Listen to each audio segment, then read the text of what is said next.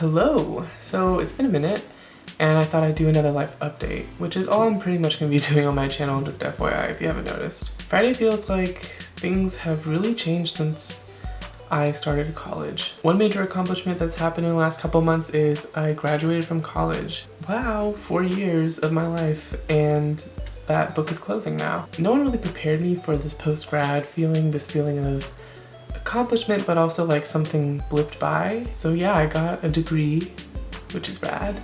I also found out what I'm doing with my life, which was pretty cool, I guess. I got a phone call around February, March that kind of determined where I'm going to be going the next couple of years. I decided that I would like to pursue an even higher education and get a master's degree, which means that I'm moving. I'm going to be moving to Seattle, Washington to get my master's degree so that I can work in student affairs as a student affairs practitioner. Now, I used to do teaching stuff, which was really cool. And before that, I used to do nursing stuff, which actually wasn't that cool for me. I didn't like it very much. I switched my major. But it's really interesting that I've taken different paths, and I wish that someone would have told me that this was okay, because I kind of did it with the presumption that it was not okay to change my mind and to keep changing professional life paths. I went from wanting to be a nurse to then wanting to become a teacher who also does media stuff. And then from there, I kind of decided, actually, I'm really into student affairs and really want to make an impact on that level of education. I think somewhere along the line, they want people to track themselves. And it happens when you go to college. I think it's the first time that it happens. For so long in high school, you're kind of studying a lot of different things and kind of feeling stuff out. I never really felt out the media side of myself in high school. And so I got to college and I started taking a media class for a minor, and I thought to myself, what have I been doing the last year and a half as a nursing major? That's not what I want to do. And so many of my peers were just loving it. They loved being in nursing, they loved studying what they were studying, and I just wasn't feeling the same way. I realized that media was something I wanted to do, but I always had this nagging thought in my mind also about teaching, and I thought, what if I wanted to do that? So I started doing teaching courses, and I loved working with kids. But, there was always a but. Even though I love working with kids, I decided to change my focus to higher education, because for a couple of years in college, I was an RA. And being an RA was very impactful for me. I really liked having conversations with people, especially around social justice, inclusion, and identity. And I feel like going to the institution I went to totally facilitated those conversations. I feel like college is a really formative time, and I really learned a lot about myself and my identities and became strong in them while I was in college, especially within the last couple of years or so.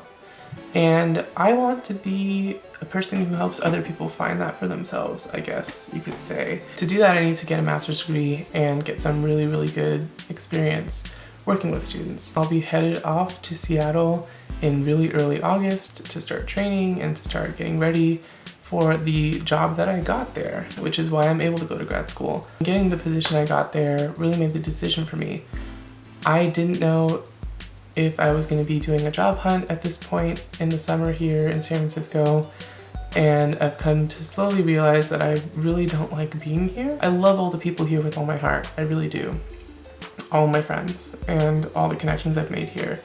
And I love the food, and I love how the neighborhoods are just so distinct and interesting in San Francisco. But if you've ever read a report about the top most expensive places in the United States, San Francisco is almost always at the top of that list in terms of rental market. Being a financially independent person at a young age, I've always been very conscious of my money and my spending, and I don't think that it would be financially responsible for me to stick around in San Francisco. So I decided to take on graduate school, take the job that I got and run with it, and just really pursue something that I'm passionate about. And I feel like finally, after all these years of learning about what I'm interested in and getting a degree in media and getting experience with teaching and working in student affairs, that this is the path that I'm meant to be on, and I'm gonna try to marry all of my interests into one thing and finally only study one topic and work in one field. I'm really stoked. I think that this is a turning point for me, and I'm gonna look back on this decision and think I really steered myself in the right direction for what might be the rest of my life. I also got a hat, which was pretty cool for me. I'm gonna show it to you. I think it's cool. This hat matters because I wanted a hat for a while. and I got the hat. That doesn't sound like something that's hard for some people, but for me, that's really hard. It's hard for me to buy things that I want. It's so annoying. For example, I've been telling myself that I'm gonna get a vinyl record player for months, and I still haven't bought it because I'm a stinge like that. But it's been a learned activity. I've taught myself to be that way because I am, as I said, a low socioeconomic status individual who is financially independent. I have hard time spending money on things that aren't necessary. But I got this hat because I wanted it, and whenever I wear it, I just think this was for me. This was kind of like a treat yourself kind of thing. So I'm gonna try to commit to treating myself more in the future, and hopefully I can do some kind of monthly treat myself or something like that. I'm really excited to document my move to Seattle and hopefully to continue vlogging while I'm in graduate school. I know that a lot of my time is gonna get eaten up as soon as I get there, so I'll be doing check-ins when I can. I really hope that a lot of people can resonate with the things that I'm talking about and we can connect over being new grads or being young people or being low SES folks or moving or something like that. I'd really love to connect with other people about that, but a lot of this channel will no longer be about giving people what they want or trying to get fans or trying to like build a huge audience, because that's not really what this is for. Future me, I really hope that we made the right decision, and I really hope that we can look back on this move and this life change with a lot of happiness and no regrets. Hashtag no regrets. But like, for real though, I really want to look back on this as a major turning point where I made the right decision and I really went for what I'm really passionate about for once and can just focus on that one thing,